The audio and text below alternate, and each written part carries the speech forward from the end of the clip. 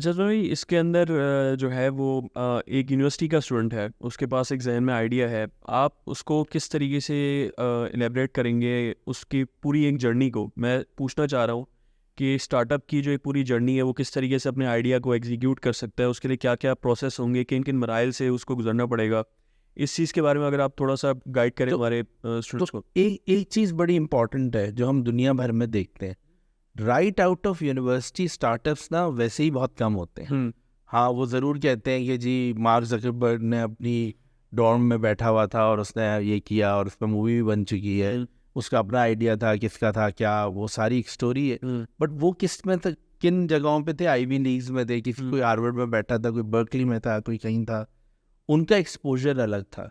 University के जो students Pakistan में या जो ख़ासतौर पे ऐसी इन्वायरमेंट में है जिनको प्रैक्टिकल समझ नहीं है, लेन देन की समझ नहीं है। मैं अक्सर यही कहता हूँ कि लोग अमेरिका या सिलिकॉन वैली मॉडल पाकिस्तान में इसलिए भी नहीं चलता कि अमेरिका में आप कम्युनिटी सर्विस करते हैं। बच्चा एक 14 साल का 15 साल का बच्चा या लड़की या लड़का किसी लाइब्रेरी में काम करेगा, बेबी सिटिंग करेगा, जो है ना मॉम एंड पॉप शॉप्स में बेसिक सेल्स का काम कर रहा होगा। यहाँ हम नहीं करते, हम पब्लिक डीलिंग उस तरह की करते नहीं है। तो आइडियली किसी यंग, मैं ये डिस्करेज नहीं करूँगा, बहुत स्टार्टअप्स पाकिस्तान में भी हैं जो यूनिवर्सिटी के ही स्टूडेंट्स ने अच्छे बना लिए। वो अपना FYP अक्सर होता है, फाइनल ईयर प्रोजेक्ट जो है वो एक इम्पॉर्टेंट होता है, सिग्निफिकेंट होता है, 7वें 8वें सेमेस्टर का होता है। उसको फोकस करते हुए अगर वो उस पर काम करें, then it can be a startup. Not necessarily कि वो उसमें कामयाब हो जाएं, बट उनके पास चांस होता है। अच्छे स्टार्टअप्स हैं, मैं कुछ के नाम भी ले लूँगा। For example, right out of university वाईपे एक प्रोडक्ट है जो एग्रीगेटर है बेसिकली म्यूचुअल फंड्स का। हबीब यूनिवर्सिटी के स्टूडेंट्स थे, फुरकान और उनके साथ सरफराज, उन दोनों फाउंडर्स ने बिल्कुल यूनिवर्सिटी के बाद बनाया है। इन्वेस्टमेंट भी मिली है, फाउंडर्स भी बहुत ब्राइट हैं, काम बहुत अच्छा कर रहे हैं। शुरू से यूनिवर्सिटी से बिलीफ था उनका, और आहिस्ता आहिस्ता प्रोडक्ट भी ट्वीक हो गया।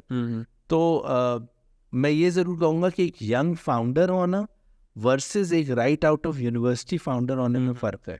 आप 5 साल का तजुर्बा लेते हुए भी एक यंग फाउंडर हो सकते हैं, लेकिन अगर आप सिर्फ यूनिवर्सिटी के बाद कोई आइडिया पे काम कर रहे हैं तो आपके लिए दुश्वारी सबसे बड़ी होगी कि आपको प्रैक्टिकल या आपको मार्केट की या कमर्शियल वैल्यूज़ नहीं पता हो। अच्छा सर भाई, सबसे पहले तो मैं आपसे ये स्टार्टअप के हवाले से जब हम शुरू कर रहे हैं, एक बड़ा मिसकंसेप्शन है।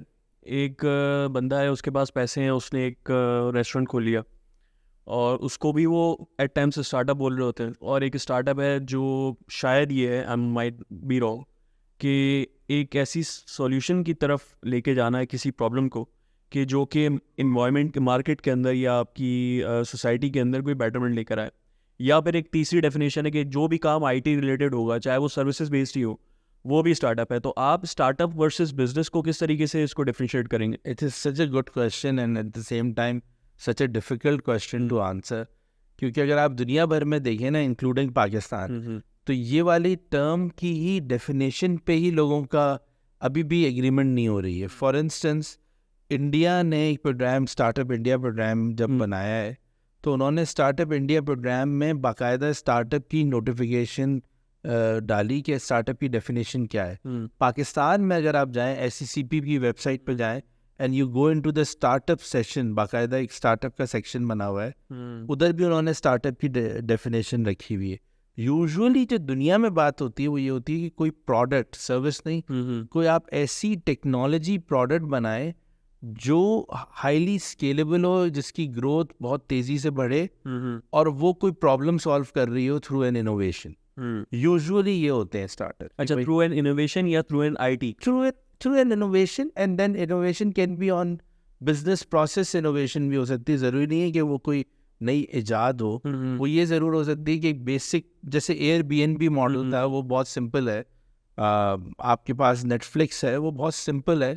उस तरह की सिमिलर चीज़ें, स्ट्रीमिंग या कोई और चीज़ें हो रही थी, लेकिन OTTs जो बने, जो ये नेटफ्लिक्स वगैरह कहलाते हैं, ये प्लेटफॉर्म्स एक पर्टिकुलर नीड के, भाई आपका कोई प्राइम टाइम नहीं है, आप जब चाहें आपका प्राइम टाइम है, आप देखना चाहें, आप मोबाइल पे देखें, आप अपने सिस्टम पे देखें, जैसे भी देखना चाहें। सो वो बेसिक नीश से वो स्टार्टअप प्रोडक्ट हुआ।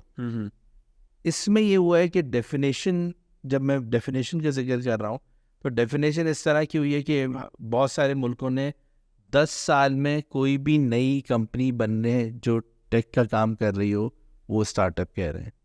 कुछ लोग जिसे आपने बताया कि प्रॉब्लम सॉल्विंग कर रहे हैं थ्रू टेक्नोलॉजी, वो स्टार्टअप है। सही। मैं इसलिए कह रहा हूँ कि प्रोडक्ट बेस्ड, क्योंकि वेंचर कैपिटलिस्ट, एंजल इन्वेस्टर्स उन्हीं कंपनीज में इन्वेस्ट करता है जो एक प्रोडक्ट हो और जो स्केल या ग्रो करे, यानी आज 2 रुपये उसकी मालियत थी, 5 साल बाद 20 रुपये हो जाए।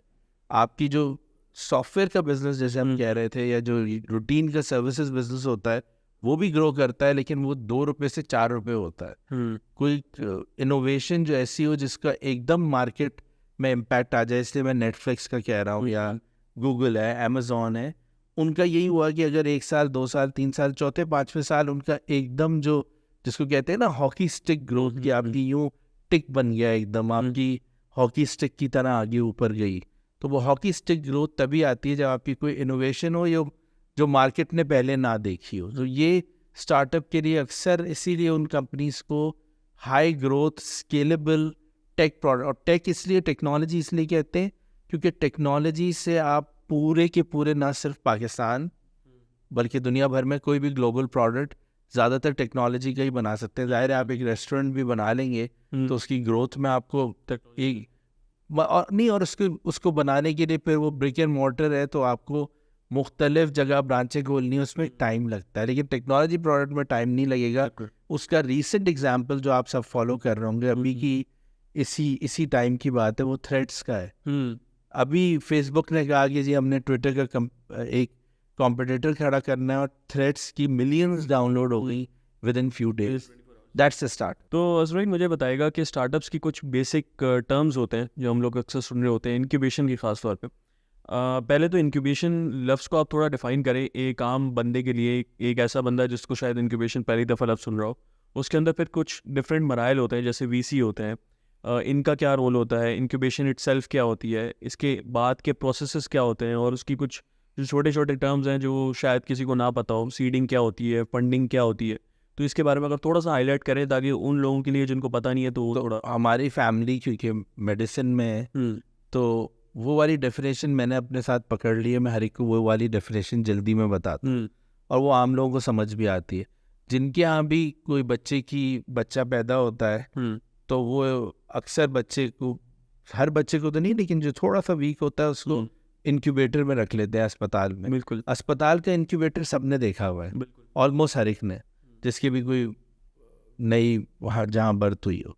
अस्पताल का इंक्यूबेटर बच्चे की इनिशियल डेज में ख्याल रखता है ताकि वो फिट होके वहाँ से, अगर कोई बच्चा वीक है उसको नशोनुमा सही हो, नरिशमेंट हो, and then that kid is eventually handed over to his parents और बड़े जो भी हैं।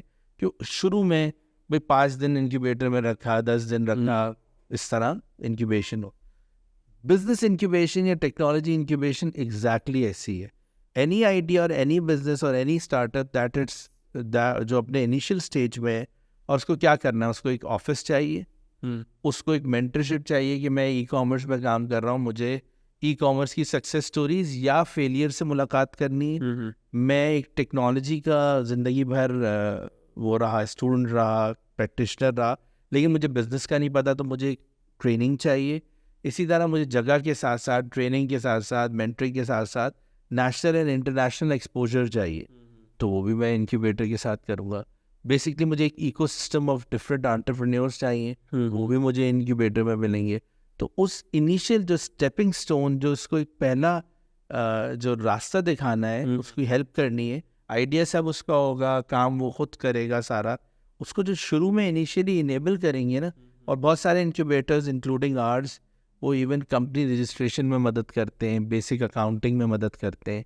तो ये जो बेसिक फंक्शंस जब आपके एक सपोर्ट ऑर्गेनाइजेशन, जिसको बहुत दफ़ा लोग कहते हैं, इंक्यूबेटर्स का नया नाम है entrepreneur support organisations as well. तो ये जो सपोर्ट ऑर्गेनाइजेशंस है इनिशियल डेज की, वो इंक्यूबेशन है या इंक्यूबेटर्स है, इंक्यूबेशन सेंटर है या इंक्यूबेटर्स है। दुनिया भर में उसका एक थोड़ा सा एडवांस लेवल भी आ गया है, पाकिस्तान में अभी नहीं आया, जो एक्सेलरेटर्स कहलाते हैं। यूजुअली उनमें और इंक्यूबेटर्स में फ़र्क ये होता है कि लेटेस्ट स्टेज पे आपको इन्वेस्टमेंट भी चाहिए होती है। तो वंस आप इन मरहले में गुजर गए 6 महीने की, जब आप कुछ संभल गया आपका बिजनेस 6 महीने, साल, 1.5 साल में, देन यू नीड इन्वेस्टमेंट, जैसे आपने सीड मनी का कहा। वो अक्सर जो इंक्यूबेटर्स में ये फंक्शन होता है, वो अक्सर अपने आप को एक्सेलरेटर्स या एक्सेलरेशन स्टेज फॉर स्टार्टअप्स कहते हैं, कि वो फंडिंग भी दे रहे होते हैं। तो ये बहुत सारे टर्म्स हैं, उसमें प्री सीड कहते हैं, सीड कहते हैं, सीरीज ए कहते हैं, उसमें जो है वो सीरीज बी कहते हैं, सीरीज सी कहते हैं। यूजुअली इसमें इसकी बहुत एक जो कहते हैं रिजिड डेफिनेशन में जाने की ज़रूरत नहीं है।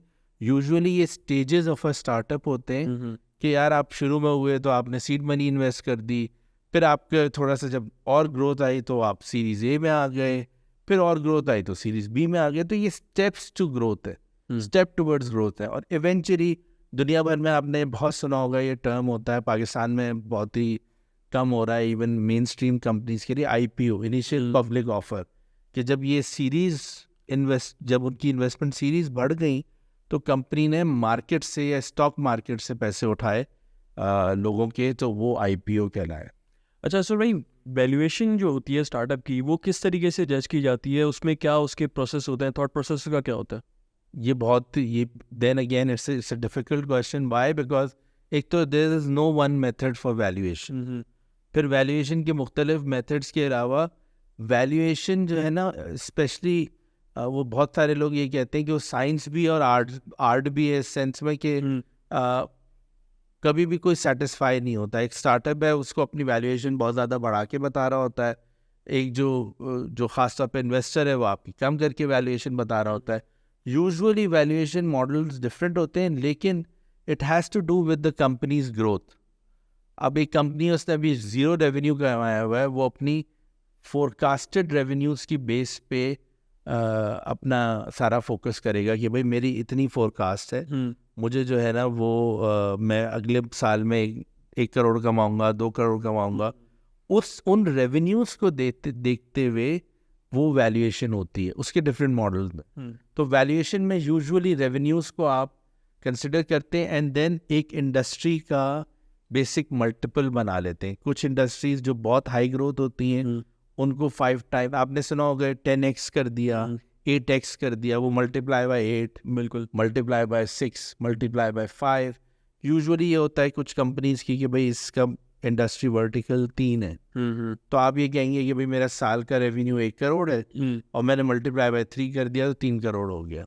सही। इस तरह वो एक अंदाजे से वैल्यूएशन आ जाती है। But there are other scientific as well as real mathematical calculations that valuation बनाती है।